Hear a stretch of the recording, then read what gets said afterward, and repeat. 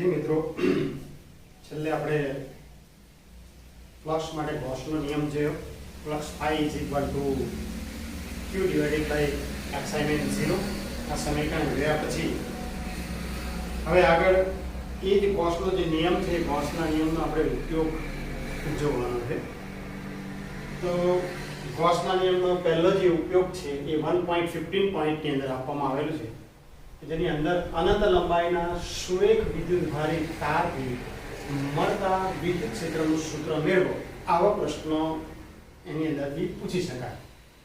તો અનંત લંબાઈનો મીન્સ કે અનંત લંબાઈ એટલે આપણા માટે જે તાર છે એ તાર પ્રમાણની અંદર એનાથી આપણે જે કંઈક અમુક ત્રિજ્યાનું એક સર્કલ લેવાના છે તેના પ્રમાણમાં એની લંબાઈ થોડી વધારે છે એવો જે તાર છે એને આપણે અનંત લંબાઈ તરીકે લઈશું. તો અહીંયા આ આકૃતિ જે બતાવવામાં આવેલી છે તેમાં આ જે ઊભી લાઈન જે બતાવવામાં આવેલી છે એ એક તાર છે, સમજી લો. એ તાર વિદ્યુતભારિત છે એટલે ઉપર પ્લસની નિશાની બતાવી છે, એ ધન વિદ્યુતભારિત છે. તો આ તારથી આ જેટલા અંતર, તારનો એક કેન્દ્ર લઈને અમુક જેટલા અંતર કેન્દ્ર લઈને ત્યાંથી r જેટલા અંતરે આપણે p બિંદુ એ બતાવેલ છે આકૃતિમાં. તો એ p બિંદુ જે છે એ આવી રીતે પણ કંઈક આપણે દર્શાવી શકીએ એમ છે. એ જે તાર જે છે એ તારને આપણે આમ હાથમાં વલોણીની જેમ રાખીને આમ ઘુમાવો, વિદ્યુતભારિત છે, ઘુમાવો એને તો આપણને એક સર્કલ મળશે એની ફરતે. જેમ કે વલોણીને જણીને આમ તમે ઘુમાવશો તો ફરતે આપણે અનુમાન કરો કે એ ફરતે આપણને એક સર્કલ જેવું મળશે, એક વર્તુળ મળશે. એવું જ અહીંયા પણ આ જે તાર છે એ તારની આજુબાજુ આપણને વિદ્યુત ક્ષેત્ર મળવાનું છે વર્તુળાકાર. તો એ તારના કોઈ બિંદુ નક્કી કરીને r જેટલા અંતરે એ જે આપણે સર્કલ નક્કી કર્યું છે તેના ઉપર p બિંદુ આગળ આપણે ક્ષેત્ર શોધવું છે. તો અહીંયા તાર એક અક્ષ ઉપરથી r જેટલા અંતરે p બિંદુ નક્કી કર્યું છે. તો આ p બિંદુ આગળ તમે જોશો તો આ લંબ દિશાની અંદર ક્ષેત્રની દિશા બતાવવામાં આવેલી છે. એ જ રીતે એ જ તાર ઉપર જો કોઈ p1 બિંદુ લેવામાં આવે તો p1 બિંદુથી p સુધીનું ક્ષેત્ર કઈ દિશામાં એ પણ દર્શાવ્યું છે. એ રીતે p2 બિંદુ બતાવેલ છે, એ p2 થી p આગળનું ક્ષેત્ર કઈ દિશામાં છે એ પણ દર્શાવવામાં આવેલ છે. આ p બિંદુ જ નહીં, આ સર્કલ ઉપર p જેવા ઘણા બિંદુઓ, p p' એવા ઘણા બધા બિંદુઓ આપણને મળે કે જ્યાં આગળ ક્ષેત્ર તમે ગણતરી કરો તો સરખું જ આવશે. આ વર્તુળ ઉપર કોઈ પણ બિંદુ આગળનું ક્ષેત્ર આ વિદ્યુતભારિત તારથી જો અંતર સરખું હશે તો ત્યાં આગળનું ક્ષેત્ર સરખું જ મળશે આપણને. તો હવે અહીંયા આપણે p બિંદુ આગળ આપણે ક્ષેત્ર ગણવું છે, કેટલું આવશે તે. તો મિત્રો આ પ્રશ્ન જે તમને અહીંયા રીતે પૂછવામાં આવે કે અનંત લંબાઈના સુરેખ વિદ્યુતભારિત તારથી મળતા વિદ્યુત ક્ષેત્રનું સૂત્ર મેળવો, તો હવે એક આકૃતિ પહેલા દોરવી પડે. આકૃતિ ઉપરથી તમારે 2-3 વાક્ય લખવા પડે. તો આ રીતે લખી શકાય કે આકૃતિમાં દર્શાવ્યા પ્રમાણે એક અનંત લંબાઈનો વિદ્યુતભારિત તાર દર્શાવેલ છે. તારના અક્ષથી r જેટલા અંતરે p બિંદુ દર્શાવેલ છે કે જ્યાં વિદ્યુત ક્ષેત્ર શોધવું છે. આ p બિંદુ જે વર્તુળ ઉપર આવેલું છે એ વર્તુળ ઉપર ઘણા બધા બિંદુઓ દર્શાવી શકાય કે જે બિંદુનું જે તે બિંદુ આગળ વિદ્યુત ક્ષેત્રનું મૂલ્ય તારથી સરખું હશે, સરખા અંતરે સરખું હશે, વિદ્યુત ક્ષેત્ર સરખું હશે. આ રીતે તમે લખી શકો જે આકૃતિમાં p' દર્શાવેલ છે. આમ તમે આના ઉપરથી 2-4 મુદ્દા તો આ તમે બતાવી શકો. ત્યાર પછી અહીંયા જો આ સીધો તાર છે તો પછી એની રેખીય વિદ્યુતભાર ઘનતા આપણને મળશે. રેખીય વિદ્યુતભાર ઘનતા, આ રેખીય વિદ્યુતભાર ઘનતા, સપોઝ સમજો કે એને આપણે લેમ્બડા વડે દર્શાવીએ, રેખીય વિદ્યુતભાર ઘનતા. હવે રેખીય વિદ્યુતભાર ઘનતાની જ્યારે વાત આવે ત્યારે અહીંયા તાર માટે જ્યારે તમે બાબતો 2-3 મુદ્દા લખો ત્યારે આ વસ્તુ પણ એક લખવાનું કે આકૃતિમાં દર્શાવ્યા પ્રમાણે રેખીય વિદ્યુતભાર ઘનતા લેમ્બડા ધરાવતો અનંત લંબાઈનો વિદ્યુતભારિત તાર છે. એ એટલા માટે છે કે જો લેમ્બડા છે વિદ્યુતભાર ઘનતા એ લેમ્બડા > 0 જો હોય, લેમ્બડાનું મૂલ્ય > 0 હોય તો વિદ્યુત ક્ષેત્ર જે છે એ વિદ્યુત ક્ષેત્ર બહાર તરફ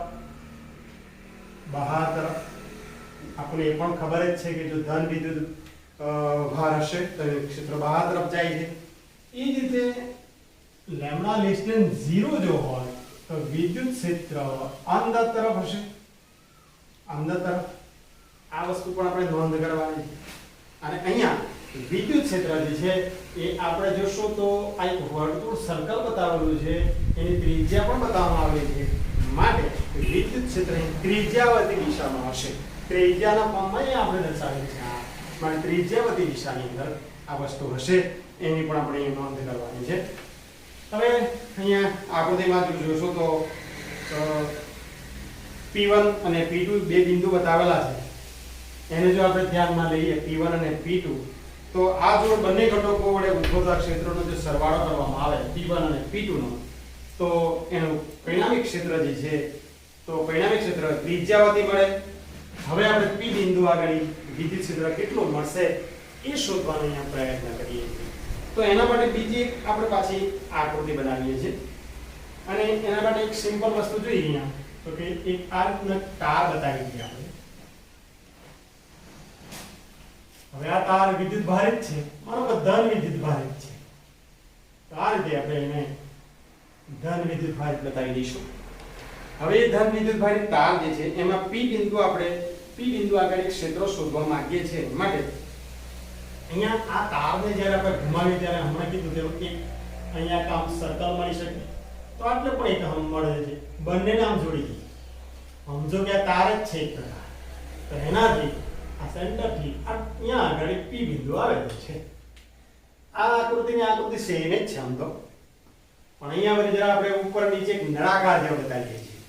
નળાકાર, એ નળાકારની વક્ર સપાટી ઉપર P બિંદુ આવેલું છે. માનો અહીંયા આ પરિસ્થિતિ પણ સેમ જ છે, આ કોઈ સર્કલ જ છે. આ સંજોગની અંદર તમે સર્કલ લેશો તો આ વસ્તુ આવી જશે સેમ. તો એ r અંતરે મારે સ્મોલ r બતાવી રહ્યો છું અને એની અંદર જે ક્ષેત્રની જે દિશા છે એ તમે આ તરફ બતાવી શકો એમ છે. તો આ અનંત લંબાઈનો વિદ્યુત ભારિત તાર છે, જેની લંબાઈ આપણે હવે અહીંયા ધારી લઈએ છીએ કે સમજો કે એ l જેટલી છે. તો હવે આ l લંબાઈના તારની અંદર આ ત્રિજ્યાનો અહીંયા આપણે એક નળાકાર લઈ લઈએ છીએ. એ નળાકારની વક્ર સપાટી ઉપર P બિંદુ આવેલું છે. ક્ષેત્ર બરાબર એને જોશો તો અહીંયા મેં બતાવ્યું જ છે લંબ દિશાની અંદર છે.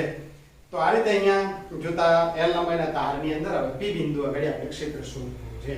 તો એના માટે પણ તમે જો બે ત્રણ વાક્ય લખી શકો એમ છે કે ત્રિજ્યાવર્તી દિશાની અંદર અહીંયા ક્ષેત્ર દર્શાવવામાં આવેલું છે. હવે નળાકાર જે છે એ નળાકારની વક્ર સપાટી જે છે એના ઉપર r જેટલા અંતર P બિંદુ આવેલું છે, જ્યાં આગળ આપણે ક્ષેત્ર શોધવું છે. હવે એ બાબત ધ્યાનમાં રાખવાની છે અહીંયા કે ગૌસના નિયમનો આપણે ઉપયોગ કરવાનો છે. ગૌસે જે નિયમ આપેલો છે એ ફ્લક્સ માટે છે કે ફ્લક્સ phi એમણે જે નિયમ બતાવેલો છે એ flux phi q divided by assignment 0. આ નિયમનો આપણે ઉપયોગ કરવાનો છે અને એની અંદર આપણે આ વસ્તુ શોધવાની. હવે મિત્રો એક વસ્તુ નક્કી છે કે આ ફ્લક્સ phi ઉપરથી આપણે ક્ષેત્ર ઉપર જવાનું છે, તો આપણી પાસે વિદ્યુત ભાર જોઈશે. તો આ નળાકારની અંદર વિદ્યુત ભાર કેટલો ઘેરાયેલો હશે એ વસ્તુ જોવું છે. અગાઉ પણ આપણે જોયું છે કે જે બંધ સપાટી છે, બંધ ગાળો જે છે એની અંદર જો વિદ્યુત ભાર ઘેરાયેલો હશે તો જ ફ્લક્સ મળશે, નહીં તો ફ્લક્સ મળતું નથી. એ વસ્તુ આપણે અગાઉ જોઈ ગયા છે. તો હવે અહીંયા આપણે જો સપાટીનું ક્ષેત્રફળ જે વાત કરીએ આ નળાકારની, તો એ નિયમ પ્રમાણે જોઈએ તો twice pi r l જેટલી થાય. તમને મિત્રો ખબર જ છે નળાકારની વક્ર સપાટીનું ક્ષેત્રફળ twice pi r h. હવે અહીંયા h ની જગ્યાએ l છે, માટે વક્ર સપાટીનું ક્ષેત્રફળ twice pi r l. આ સૂત્રનો આપણે ઉપયોગ કરીએ. ત્યાર પછી હવે જોઈએ તો સપાટીનું જે ફ્લક્સ છે એ ફ્લક્સ અહીંયા આપણે ની નોંધ કરીએ. ફ્લક્સ કેટલું મળશે તે પહેલા અહીંયા સપાટી દ્વારા ઘેરાયેલો વિદ્યુત ભાર હું નોંધ કરું છું કે સપાટી દ્વારા ઘેરાયેલ વિદ્યુત ભાર હવે ઘેરાયેલો વિદ્યુત ભાર આપણે જોઈએ છે તો વિદ્યુત ભાર Q is equal to lambda into L થશે. કારણ કે ઘનતા બરાબર વિદ્યુતભાર ડિવાઇડેડ બાય લંબાઈ, તો therefore વિદ્યુતભાર બરાબર ઘનતા ગુણ્યા લંબાઈ. આ વિદ્યુતભાર એ થશે લેમ્બડા ઇન્ટુ l. તો હવે આપણી પાસે વિદ્યુતભાર મળી ગયો આપણને, વક્ર સપાટીનું ક્ષેત્રફળ મળી ગયું આપણને. તો હવે ગૌસના નિયમનો આપણે ઉપયોગ કરીએ છીએ. ગૌસના નિયમ જો જોઈએ અહીંયા, તો ગૌસના નિયમ ઉપરથી flux phi is equal to q divided by epsilon 0. flux phi is equal to ea. ને ea જે છે e તો ક્ષેત્ર છે ને a એટલે આની અંદર હું ફરી પાછું બતાવું છું અહીંયા. flux phi is equal to ea divided by q divided by epsilon 0. તો a તો અહીંયા આપણે નક્કી કર્યું છે twice pi rl equal to q પણ નક્કી થઈ ગયા છે lambda into l divided by epsilon 0. મિત્રો બંને બાજુથી આ l અને l નીકળી જશે. આપણે શોધવાનું છે ક્ષેત્ર માટે E is equal to lambda divided by twice pi r into epsilon 0. આટલું આપણને અહીંયા ક્ષેત્ર મળશે. અને એને આપણે કોઈ એકમ સદિશની દિશામાં લઈ લઈએ તો અહીંયા કેપ n, જ્યાં કેપ n એ એકમ દિશા સદિશ છે એવું તમે દર્શાવી શકો એમ છે. તો અનંત વિદ્યુતભારિત તાર વડે મળતું વિદ્યુત ક્ષેત્ર કેટલું? તો E is equal to lambda divided by twice pi r into epsilon 0 આપણને મળશે. જ્યાં લેમ્બડા જે છે એ અહીંયા રેખીય વિદ્યુતભાર ઘનતા છે અને એ ઘનતાના આધારે વિદ્યુતભાર નક્કી કર્યો આપણે, અને એ વિદ્યુતભારના આધારે અહીંયા ક્ષેત્ર ગૌસના નિયમનો ઉપયોગ કરીને આપણે સરળતાથી શોધી શકીએ એમ છે. હવે આ સૂત્રની અંદર જો હજુ આગળ જવું હોય તો જઈ શકાય એવું છે. થોડુંક જરૂર પડે છે સમીકરણની, તો એ સમીકરણની પણ આપણે પરિભાષા નોંધ કરીએ. અહીંયા મૂળ સમીકરણ જે ફાઇનલ આપણી પાસે મળે છે એ જે સમીકરણ છે એટલે E is equal to lambda divided by twice pi epsilon 0 into r cap n. આ જે સમીકરણ છે એ સમીકરણને 2 વડે આપણે જો ભાગી નાખીએ તો આ સમીકરણ twice lambda divided by 4 pi epsilon 0 into r cap n. તો તમે સમીકરણમાં જુઓ તો 1/4 pi epsilon 0 is equal to k. એનો મતલબ એવો થયો કે આ જે સમીકરણ છે એની અંદર k મળશે એટલે twice k lambda divided by r cap n. આ સમીકરણ પણ મિત્રો જરૂરી છે. આ ઉપરનું સમીકરણમાં બરાબર છે. તો અનંત વિદ્યુતભારિત તાર વડે મળતું ક્ષેત્ર આટલું આપણને મળી શકે છે. એક વસ્તુ ધ્યાન રાખજો કે જો લેમ્બડા ધન હશે તો ક્ષેત્ર તારથી બહાર તરફ હશે, અને જો લેમ્બડા ઋણ હશે તો ક્ષેત્ર અંદર તરફની દિશામાં હશે. એ વસ્તુને આપણે અહીંયા નોંધ રાખવાની છે. તો આ રીતે તમે અનંત લંબાઈના 100 વિદ્યુતભારિત તારથી મળતા વિદ્યુત ક્ષેત્રને સરળતાથી શોધી શકો છો. આ જ રીતે આપણે ગૌસના નિયમનો બીજો ઉપયોગ જોઈએ છે. બીજા ઉપયોગ તરફ જઈએ છીએ આપણે, જે સમતલ માટે છે.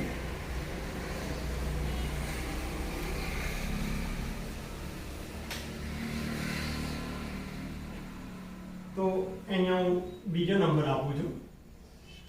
બીજો ઉપયોગ ગૌસના નિયમનો. તો એના માટે જે પ્રશ્નો જે છે એ એવું કંઈક હોઈ શકે કે સમાન રીતે વિદ્યુતભારિત સમાન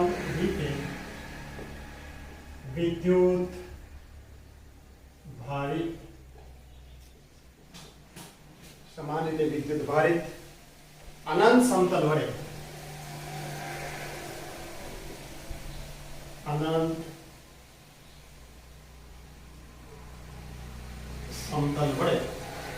ઉદ્ભવતું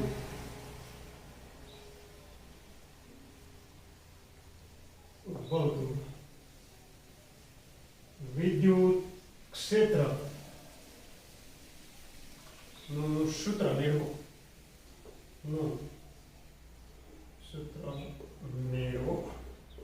મિત્રો ગૌસના નિયમનો બીજો ઉપયોગ. તો એના માટે પણ આપણે અનંત લંબાઈના વિદ્યુતભારિત સમતલની જ્યારે વાત કરીએ ત્યારે એની એક આપણે ફિગર બનાવીએ છીએ પહેલા. તો અનંત લંબાઈના વિદ્યુતભારિત સમતલ છે. તો માનો ભાઈ હું એક સમતલ દોરું છું. આપણી પાસે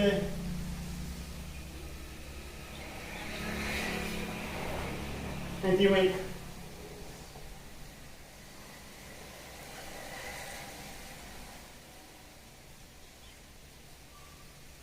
સમતલ બનાવો. તો આ એક સમતલ છે. હવે આ સમતલ જે છે એ વિદ્યુત ભારિત છે માટે એની જે પૃષ્ઠ ઘનતા છે, આ સમતલની જે પૃષ્ઠ ઘનતા, એ નોંધ કરું છું, પૃષ્ઠ ઘનતા જે છે એ સિગ્મા વિદ્યુત ભારિત છે. હવે મારે જ્યારે આ સમાન રીતે વિદ્યુત ભારિત થયેલું અનંત સમતલ વડે બધું વિદ્યુત ક્ષેત્ર શોધવો હોય ત્યારે મિત્રો માની લો કે આ એક વિદ્યુત ભારિત સમતલ છે, એની આ બાજુ અને આ બાજુ જ્યારે આ વિદ્યુત ભારિત છે તો એના દ્વારા જ્યારે વિદ્યુત ક્ષેત્ર શોધવું હોય ત્યારે એના આખા સમતલ દ્વારા શોધવા કરતા એના આ બાજુની એક સપાટી છે એ તરફથી આ તરફથી એક લંબઘનની કલ્પના કરીએ છીએ આપણે, જેને આપણે આકૃતિમાં દર્શાવી શકીએ એમ છે. તો અહીંયા હું આકૃતિની અંદર બતાવું છું એક લંબઘન એ અનંત વિદ્યુત ભારિત સમતલની અંદર. તો અહીંથી આપણે એની આમ લંબાઈ બતાવી શકીએ અને એ લંબાઈ પાછી અહીંયા લંબાવો સામસામેની બાજુમાં છે, આગળ પાછળની બાજુ. અહીંથી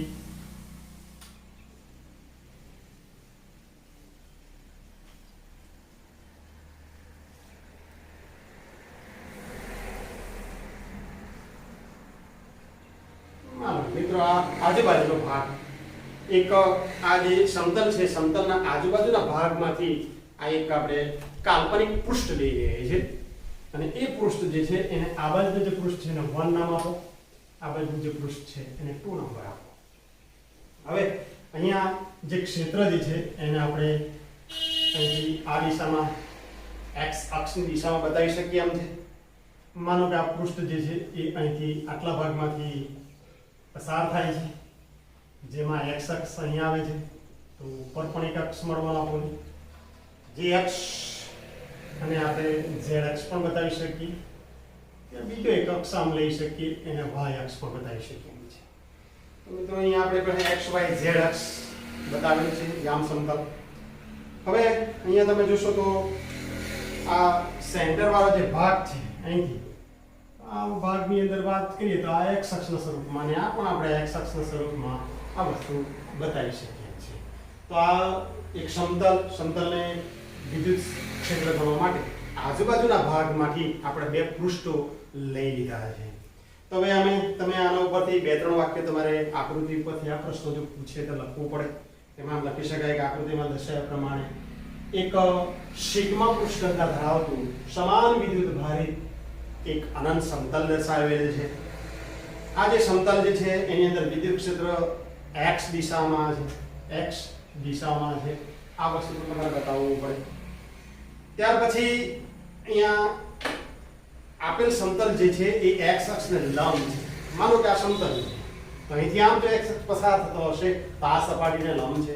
પણ મિત્રો એટલું ધ્યાન રાખજો કે આ જે આ બધી જે સરફેસ જે દેખાય છે એ સરફેસને સમાંતર છે. અહીંયા લંબ હશે, આ સરફેસ તો સમાંતર હશે. માટે અહીં કઈ સપાટી દ્વારા ક્ષેત્ર મળે, કઈ સપાટી દ્વારા નહીં મળશે એ પણ ધ્યાનમાં આપણે રાખવું પડશે. તો અહીં ગાઉસિયન પૃષ્ઠ તરીકે એક આપણે લંબઘન લઈ લઈએ. આ લંબઘન છે, એ લંબઘનની અંદર આપણે પહેલા શોધી નાખીએ સપાટી અહીં 1 અને 2 આગળ જે ફ્લક્સ મળે છે એ ફ્લક્સની નોંધ કરી. તો અહીં આપણે એવું લખવું પડે કે સપાટી 1, આ સપાટી 1 અને 2 આગળ અને 2 આગળ સપાટી 1 અને 2 આપણો નંબર આપ્યો જ છે. આગળ ફ્લક્સ મળશે, ફ્લક્સની એટલા માટે વાત કરવાની છે કે ગૌસના નિયમનો ઉપયોગ કરવાનો છે. ગૌસે ફ્લક્સ માટે નિયમ આપેલો છે, તેના ઉપરથી આપણે ક્ષેત્ર પર જવાનું. તો આજુબાજુની બે જે સપાટી છે એ બે સપાટીઓ ક્ષેત્રને લંબ છે, જ્યારે આ ઉપરની જે ધારવાળો જે ભાગ છે એ સપાટીને સમાંતર થશે. માટે અમે લખી શકીએ કે બીજી બધી જે સપાટી છે એ સપાટી જે છે એ આગળ ફ્લક્સ મળશે નહીં, કારણ કે સમાંતર થવાનું છે એટલા માટે. તો અહીંયા બંને સપાટીની જ્યારે આજુબાજુની બંને સપાટીની જ્યારે વાત કરીએ ત્યારે એમાંથી જે ફ્લક્સ જે છે એ ફ્લક્સનો આપણે જોઈએ તો સામાન્ય રીતે ફ્લક્સના સૂત્રના આધારે આપણે એમ કહી શકીએ કે E × ડેલ્ટા S જેટલું ફ્લક્સ આપણને મળશે. એ પૂરેપૂરી સપાટી આપણે લીધી નથી, એક લંબઘન ઉપર જ પહેલા ગણતરી કરીએ છીએ. માટે E × ડેલ્ટા S, જ્યાં ડેલ્ટા S આજુબાજુની સપાટીનું ક્ષેત્રફળ છે એવું બતાવી શકીએ એમ છે. તો ગૌસની સપાટીનું કુલ ફ્લક્સની જ્યારે વાત કરીએ તો આખી સપાટી આજુબાજુ જો લઈ લઈએ તો 1 અને 2 બંને સપાટી માટે આપણને મળતું જે કુલ ફ્લક્સ છે એટલે અહીંયા આપણે લખી શકીએ કે ગૌસિયન સપાટીમાંથી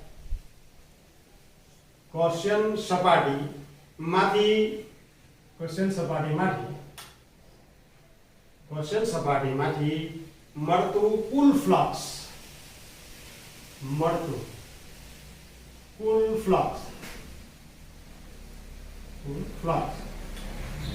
twice EA બે સપાટી આજુબાજુ એક સપાટીનું EA તો બંને સપાટીનું twice EA થવા એટલે કુલ ફ્લક્સ અહીંયા આપણને મળી ગયું. ચાલો હવે ગૌસનો નિયમ આપણી પાસે જે છે એ ફ્લક્સ I q / epsilon 0 તો આપણે q નક્કી કરવો પડશે. ઘેરાયેલો વિદ્યુતભાર બંધ સપાટી વડે ઘેરાયેલો વિદ્યુતભાર અહીં વાક્ય નોંધ કરી શકીએ છીએ કે આ બંધ સપાટી દ્વારા ઘેરાયેલ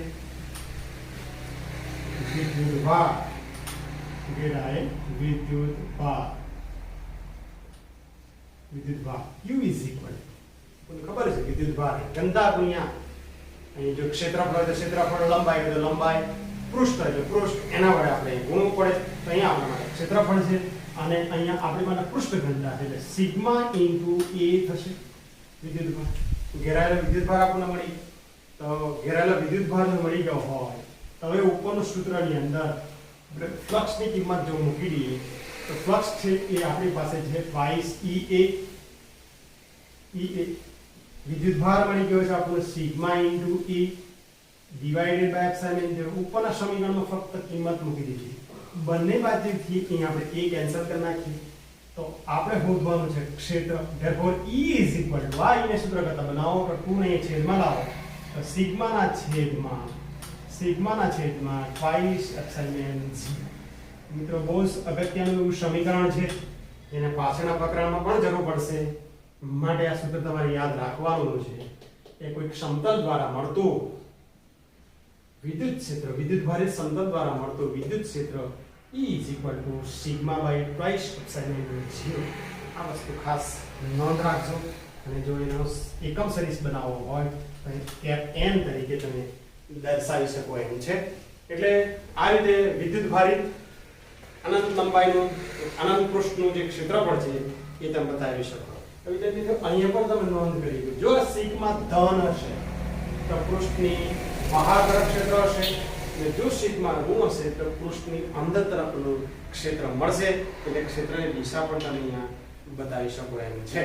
તો મિત્રો અહીંયા આજે જે તમને બે સમીકરણો જે થિયરી અંદર મેળવીને બતાવ્યા છે એક તો અનંત વિદ્યુતભારિત લંબાઈના તાર દ્વારા મળતું ક્ષેત્ર અને આ રીતે સમાન રીતે વિદ્યુતભારિત થયેલું સમતલ દ્વારા મળતું વિદ્યુત ક્ષેત્ર. આ બંને સમીકરણોની નોંધ કરવાની છે. તમારે તમને જે કંઈક એનું તૈયાર લખેલ થિયરી જે મળશે એ પણ તમારે નોટની અંદર નોંધ કરવાની છે.